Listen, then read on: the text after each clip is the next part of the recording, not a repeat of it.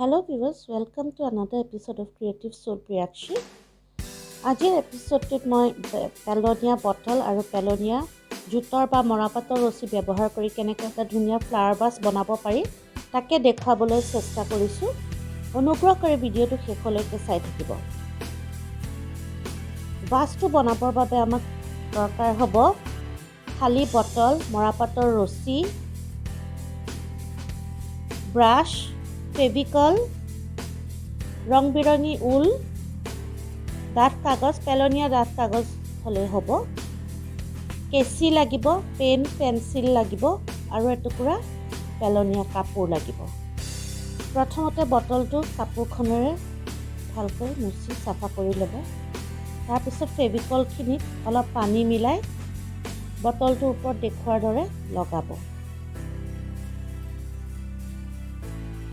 আজিৰ ভিডিঅ'টো যিসকল দৰ্শকে প্ৰথমবাৰৰ বাবে চাই আছে তেওঁলোকে অনুগ্ৰহ কৰি মোৰ চেনেলটো ছাবস্ক্ৰাইব কৰি ল'ব আৰু কাষত থকা বেল আইকনটো দবাই দিব যাতে অনাগত দিনত আহিবলগীয়া নতুন নতুন ভিডিঅ'সমূহৰ বিষয়ে নটিফিকেশ্যনছ পাই থাকে। এতিয়া ফেভিকল লগাই হৈ গ'ল। ফেভিকল আৰু পানীৰ মিশ্ৰণ, অকল ফেভিকল নহয়, তাতে পানী দিয়া হৈছে আৰু অলপ পাতল কৰি লোৱা হৈছে ফেভিকলখিনি। আৰু এতিয়া সাৱধানে বটলটোৰ ওপৰত ৰছীডাল মৰাপাটৰ মেৰিয়াই গৈ থাকিব দেখুৱাৰ ধৰণে। কামটো অতি ধৈৰ্য্যৰে কৰিব লাগিব। যিকোনো আৰ্ট আৰু ক্ৰাফ্ট কৰিবলৈ আমাক ধৈৰ্য্যৰ প্ৰয়োজন হয়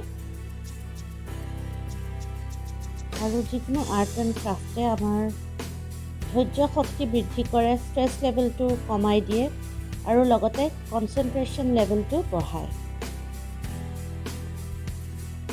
সেয়েহে আজিকালি আৰ্ট এণ্ড ক্ৰাফ্টটো থেৰাপি হিচাপেও ব্যৱহাৰ কৰা হয়।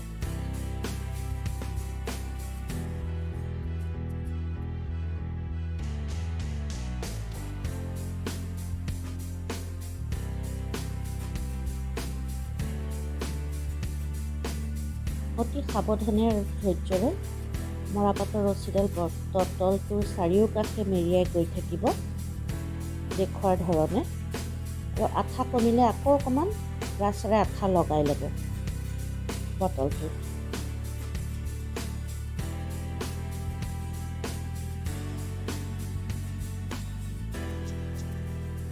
আঠা লগোৱাৰ পিছত ব্ৰাছডাল পানীত ডুবাই থ'ব, নহ'লে বেয়া হৈ যাব ব্ৰাছডাল আঠা লাগি।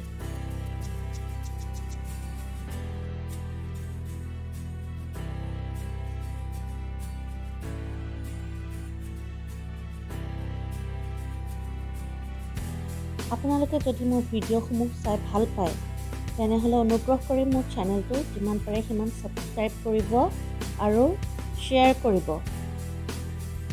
এয়া বটলটো তৈয়াৰ হৈ গ'ল মৰাপাটৰ ৰছী লগাই। তাৰপিছত শুকাবলৈ দিব। বটলটো শুকাই থকাৰ সময়তে কি কৰিব, এখন ডাঠ কাগজ ল'ব, পেলনীয়া ডাঠ কাগজ এখন ল'ব আৰু তাতে পেন বা পেন্সিলেৰে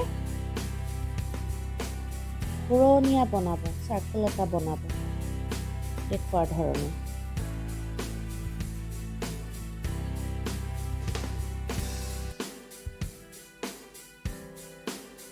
চাৰ্কেলটো কেঁচিৰে কাটি ল'ব। সৰু ল'ৰা ছোৱালীয়ে কেঁচি ব্যৱহাৰ কৰোঁতে ডাঙৰৰ সহায় ল'ব, নহ'লে হাত কাটিব পাৰে।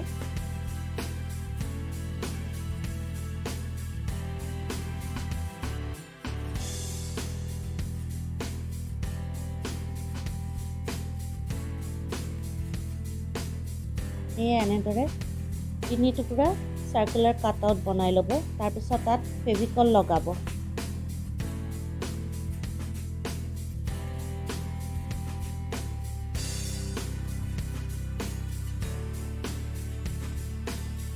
তাৰপিছত তাত সেই কাটআউটকেইটাত 3 ৰঙৰ 3টা ঊল মেৰিয়াব দেখুৱাৰ ধৰণে।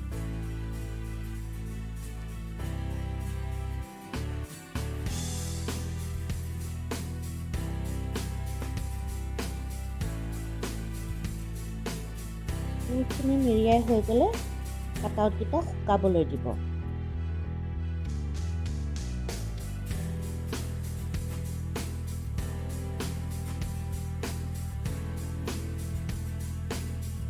আপোনালোকে যদি নতুন নতুন কিবা বস্তু শিকিব বিচাৰে তেনেহ'লে অনুগ্ৰহ কৰি কমেণ্ট বক্সত কমেণ্ট কৰি জনাব।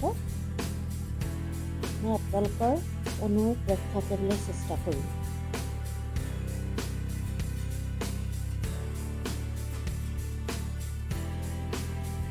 আকৌ কৈছোঁ, মোৰ চেনেলটো যিমান পাৰে সিমান বন্ধু বান্ধৱ পৰিয়ালবৰ্গ আদিকে কৰি শ্বেয়াৰ কৰিব, তেতিয়াহে মই নতুন ভিডিঅ' বনাবলৈ উৎসাহিত হ'ম।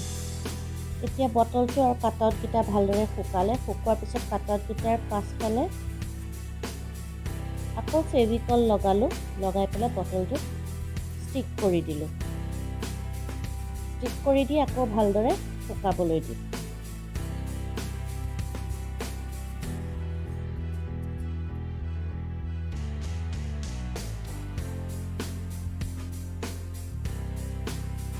এতিয়া নিজৰ ধৰণে বটলটো সজাবও পাৰে। মই এডাল টন সূতাত দুফালে বিড লগাই পেলাই বান্ধি দিছোঁ, দেখিবলৈ ভাল লাগিবৰ কাৰণে।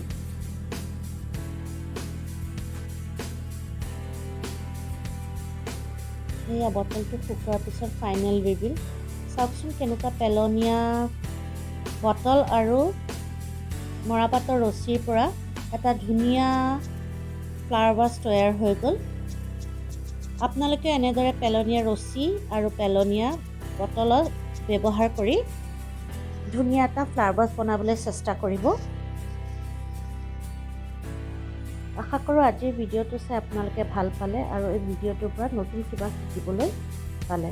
এইটো এটা ৰিচাইকেলাৰ ৰিইউজ কৰা এটা বহুত ভাল উদাহৰণ যে আমি পেলনীয়া বস্তুৰ পৰা কেনেকৈ এটা ধুনীয়া ডেক'ৰেটিভ আইটেম তৈয়াৰ কৰিব পাৰোঁ, তাকে মই দেখুৱাবলৈ চেষ্টা কৰিলোঁ।